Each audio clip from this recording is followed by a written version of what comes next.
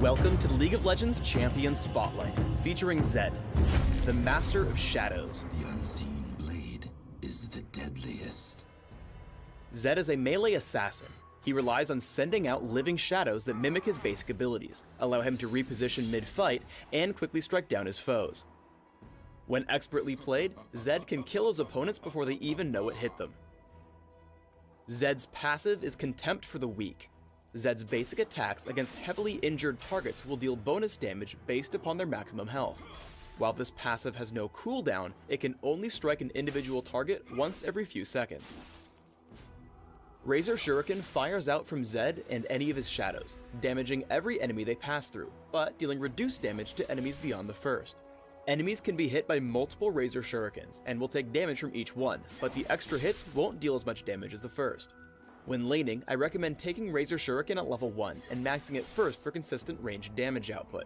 If jungling, grab it at level 2 and max it by level 13. Living Shadow remains in place for a few seconds, mimicking all of Zed's abilities. Hitting an opponent with both a regular and mimicked ability will refund some energy back to Zed. Zed may also reactivate Living Shadow to swap places with it. Additionally, Living Shadow passively grants Zed bonus attack damage. I recommend grabbing a point in Living Shadow early, but maxing it last in favor of Zed's damaging abilities. Shadow Slash damages nearby enemies, and reduces Living Shadow's cooldown for each enemy hit. Enemies hit by a mimicked Shadow Slash will be slowed. The slow is increased if the enemy is hit by Zed's Shadow Slash as well. When jungling, I recommend taking Shadow Slash at level 1 and maxing it immediately.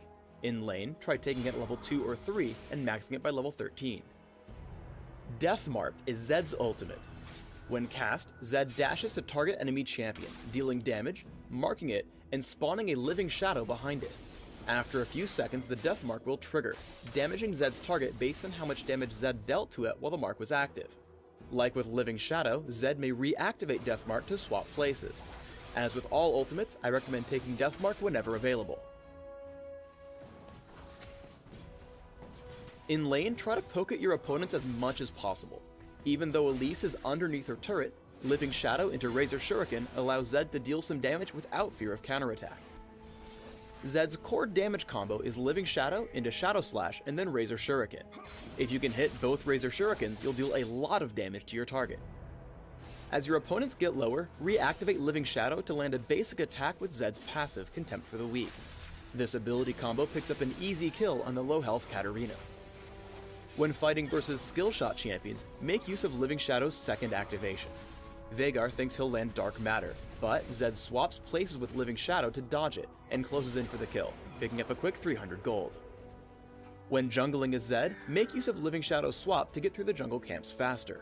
Cast Living Shadow across the wall and hit your other abilities, then reactivate Living Shadow to save a few seconds when clearing neutral monsters. Even when laning, use Living Shadow to pick up some extra gold from the jungle camps. Zed hops over the wall with Living Shadow, uses Shadow Slash, and aims Razor Shuriken so that both of them will hit the neutral monsters. Living Shadow can help Zed escape ganks. As Taric and Jarvan come to gank, a double activation of Living Shadow gets Zed to safety.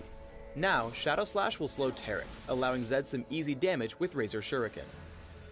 Living Shadow can also be used to close the distance with Zed's opponents. A double activation puts Zed in range for Deathmark.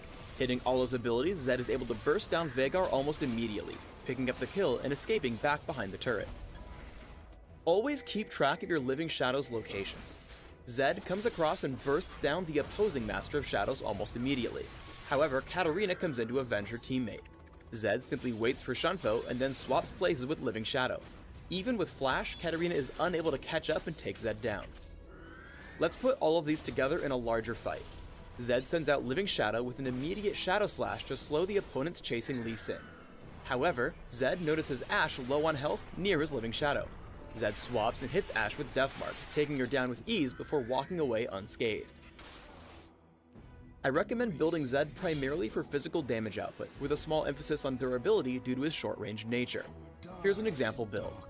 Try Armor Penetration Marks, Armor Seals, Magic Resist Glyphs, and Attack Damage Quintessences. Run 21-9-0 Masteries, taking all the physical damage increases in offense, plus health regeneration and minion damage reduction in defense. Take Ignite for champion killing when laning, or Smite when jungling, plus Flash for increased mobility. Open with Boots of Speed, Health Potions, and a Doran's Blade or Prospector's Blade. Rush Brutalizer and take Mercury Treads or Ninja Tabby based upon your opponents. Grab Hex Drinker when needed, and buy Bloodthirster or Sanguine Blade for increased damage output, and follow up with Last Whisper. Your final build should also contain Guardian Angel or Overlord's Bloodmail, Yomu's Ghostblade or Lord Van Dam's Pillager, and Mauve Malmortius. Thanks for tuning in to the Zed Champion Spotlight. Please subscribe to the Riot Games YouTube channel above, and leave us your comments just below the video.